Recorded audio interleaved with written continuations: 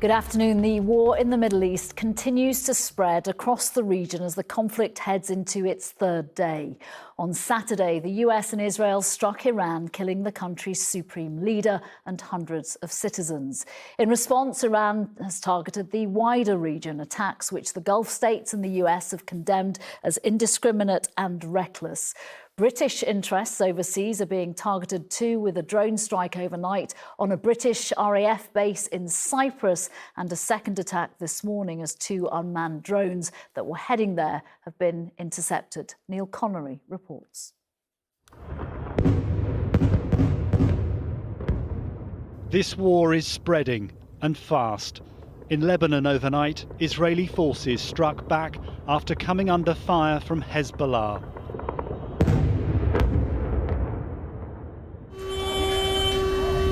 The Lebanese Health Ministry says at least 31 people have been killed. Roads were jammed as many tried to flee the capital, Beirut. At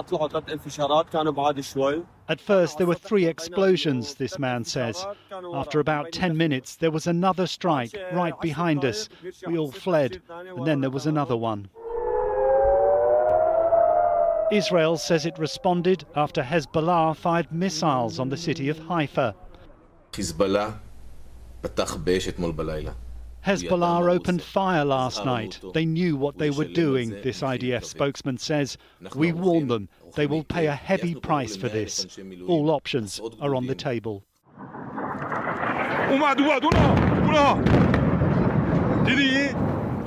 After 3 days of strikes, more footage has emerged from Tehran showing the impact of the US-Israeli campaign.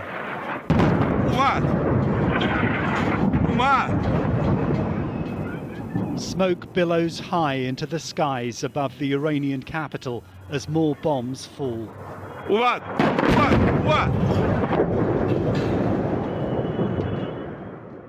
Israel says more than 100 of its fighter jets carried out a wave of attacks overnight.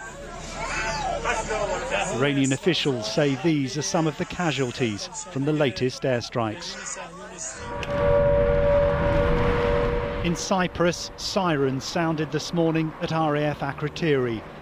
Fighter jets were seen after 2 drones heading towards the UK base were intercepted. An Iranian drone crashed here last night, causing minor material damage.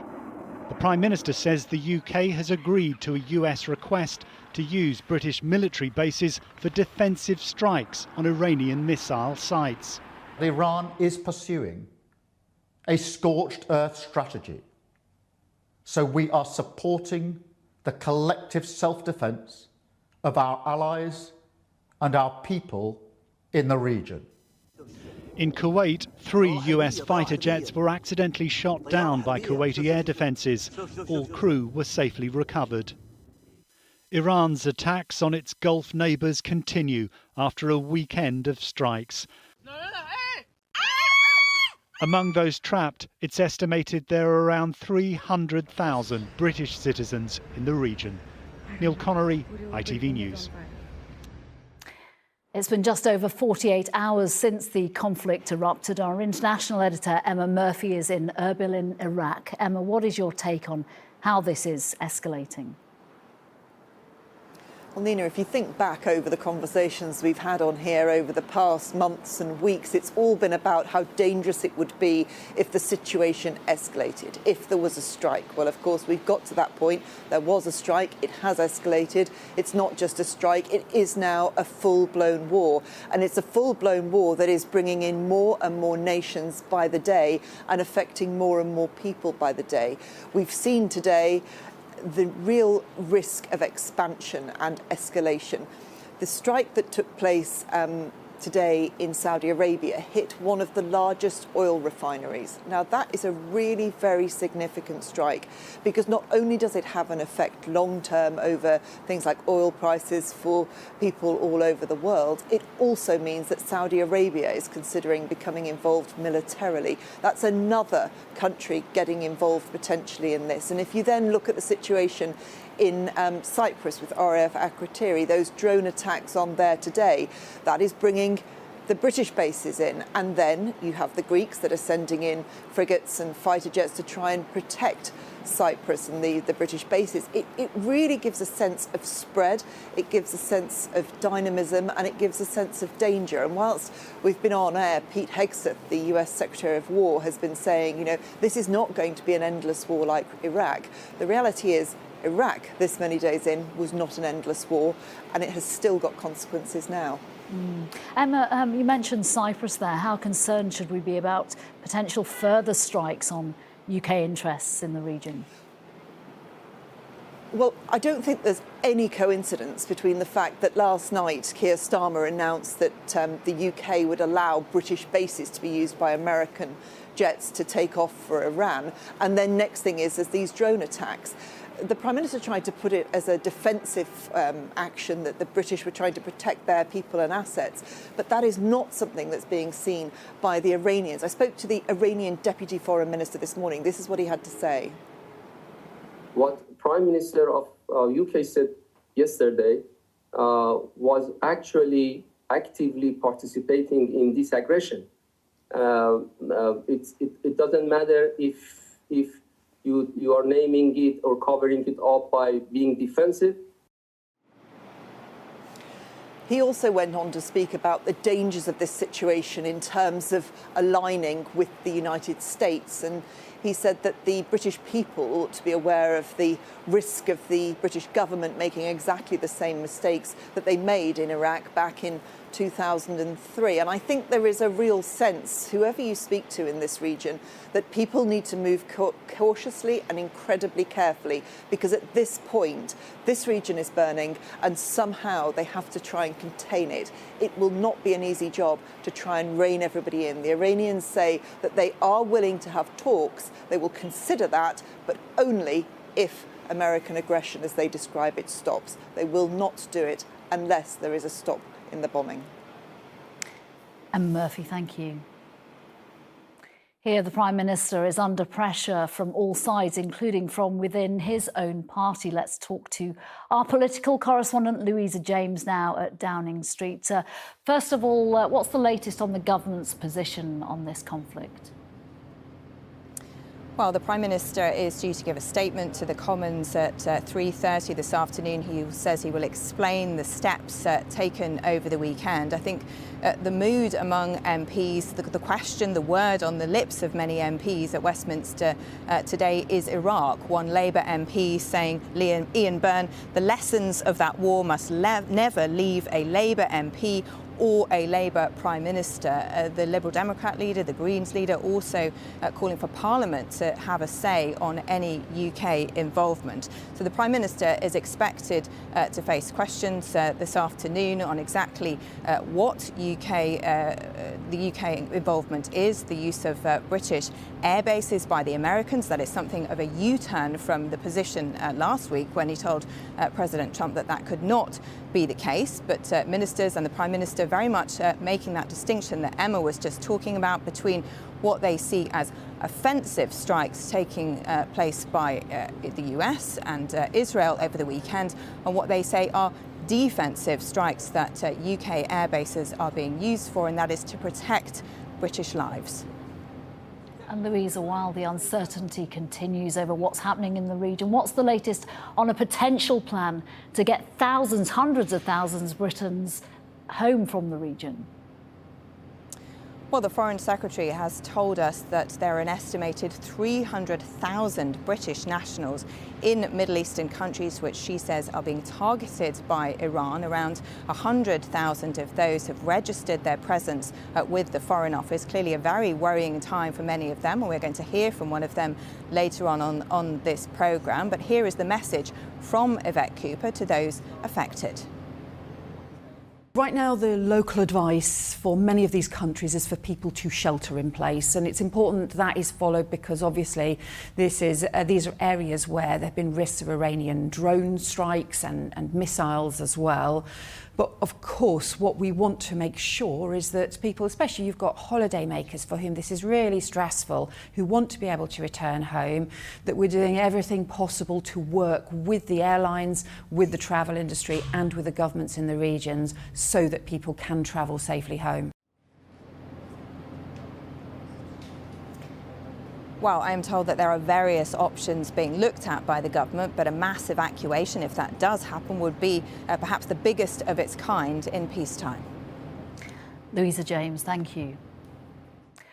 Donald Trump says he was very disappointed that Sir Keir Starmer initially blocked the US from using British military bases to target Iran, adding that the Prime Minister took far too long to change his mind. Robert Moore is in Washington this lunchtime. Robert, what more did President Trump say? Well, there is no question that this White House, the Trump administration, is angry, frustrated with Britain. And not just President Trump. In the last few minutes, Pete Hegseth, the US Secretary of War, has also been highly critical of what he called traditional pearl-clutching allies. Clearly, you know, Sir Keir Starmer, number 10, have changed their mind and given US forces access to both RAF Fairfoot and Diego Garcia. But certainly, Donald Trump said it had never happened before. And this is challenging for the Prime Minister. Of course, he'll have critics who say he should have stood by the US from the start. He'll have critics who say and fear that Britain is now getting dragged into this war. Robert, we've seen US casualties so far. Trump has called for regime change in Iran from day one. Given what's happened in the last 3 days, where does his military strategy go from here?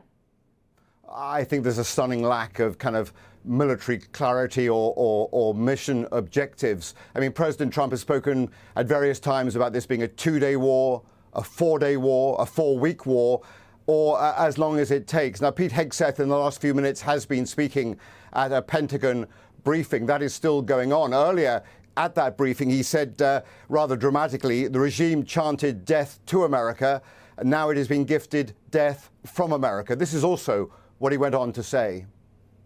If you kill Americans, if you threaten Americans anywhere on earth, we will hunt you down without apology and without hesitation, and we will kill you. Crazy regimes like Iran, hell-bent on prophetic Islamist delusions, cannot have nuclear weapons. It's common sense. Many have said it, but it takes guts to actually enforce it, and our president has guts. Now, make no mistake, I mean, Americans are divided on this. Congress hasn't given its authorization for this war. What Pete Hegseth did finally say in conclusion is that Iran had started this war and America will now finish it. Robert Moore, thank you very much.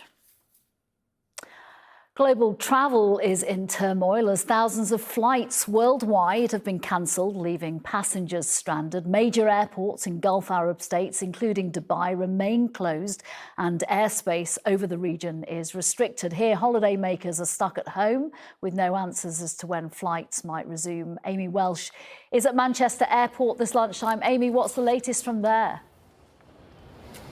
Well, the departure boards behind me are flashing with cancellations, but the disruption on the ground here at Manchester Airport remains relatively minimal because most people have been told about those cancellations long before getting here. All flights to the Middle East from Manchester have been cancelled today. That includes flights to Dubai, Abu Dhabi, Kuwait and Doha. Flights to India have also been cancelled. The 11 a.m. EasyJet flight to Cyprus was cancelled this morning, and EasyJet have since told us that all flights to and from Cyprus have been cancelled from both Manchester and London Gatwick. Manchester Airport tell me they're assessing things day by day and are advising passengers to contact their airline directly if they're worried their flight may be affected. 16 outbound and 12 inbound flights have been cancelled today, and around 10,000 passengers have been affected here in Manchester since Saturday. Well, elsewhere, nearly half of the flights scheduled to leave Heathrow yesterday were cancelled, and that disruption is expected to continue today. Flights from Birmingham were also cancelled, and the big airlines like Qatar say flights will remain suspended until it is safe to reopen the airspace. We're expecting an update from Etihad at 2 o'clock, an update from Emirates at 3 o'clock. But it's also important to stress this lunchtime that more than 100,000 people will potentially need evacuating from the Middle East over the coming days, and people are being advised to check the Foreign Office website for updates on a situation which is changing rapidly. Amy Welsh, thank you very much. Well, those cancellations are, of course, as we've been saying, impacting those stuck in the Gulf. More than 300,000 British people are currently in the region on holiday, in transit or living there. One of them is Kira Durkin, who joins me now from what was her holiday in Dubai. Kira, thanks for talking to us. What is your situation as we speak? Hi, Nina. Yes, well, we're currently kind of stuck in our hotel in Jumeirah Beach, a popular tourist area of Dubai. We're not getting any updates from our airline as to what's happening. Obviously, airspace is still closed, and we're just waiting. It's a waiting game, really, to see when they can fly us home, how they can get us home, and what movements they can make to get us out of our hotel. Because obviously, the advice is to stay inside at the moment. Yeah, when did you first realise that things had dramatically changed? Well, on Saturday, kind of late afternoon, we were out by the pool and we just heard a massive explosion. We were told, get inside. Everyone just sort of ran from their sun lounges. And before we knew it, we were in our hotel rooms, just listening to explosions going off. Windows shaking. I was making my 6-month-old baby's formula bottle, and the table I was making it on started to shake. So we knew from that point that things had really escalated in this region, and it wasn't a very good situation we were in, obviously. Kira, how are you coping? You mentioned there that you're on holiday with a young baby, potentially, I don't know, I'm guessing your first holiday abroad with your baby. How are you dealing with all this? Yeah, it's difficult because, it's our first holiday abroad. He's also got quite a severe milk protein allergy. So we've had to bring special milk with us. But, being a mum, I've obviously brought a bit extra, but, only till around Friday. So I'm kind of getting anxious to think, what will I do if this goes beyond Friday? Because, I need his prescription milk from the doctor. From a UK doctor. So it's worrying because, he's young as well, and, you have to get milk into them at this age. So we're distracting him. He's a distraction for us right now. He's unaware of what's going on. But as the days go on, we are getting a little bit sort of anxious, thinking, OK, how are we going to deal with this if we get to Friday and, we can't get hold of his special milk protein free milk. Yeah, let's hope that doesn't happen. Look, you mentioned that you're getting no information, no support from your flight company. What about the hotel? Are they at least looking after you right now? The hotel are doing as much as they can, and they're giving us whatever information they have, which isn't a lot right now. They're saying that obviously we can stay for as long as we can, and the Dubai government are going to support us.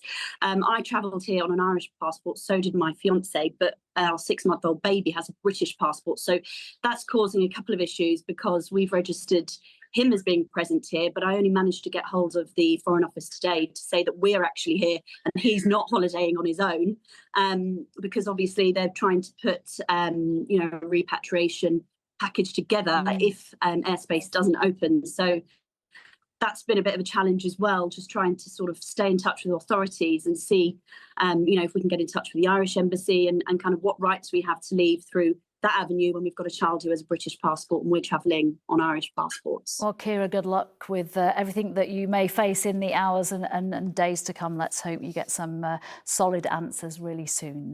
Kira Durkin, thank you very much for joining us from Dubai.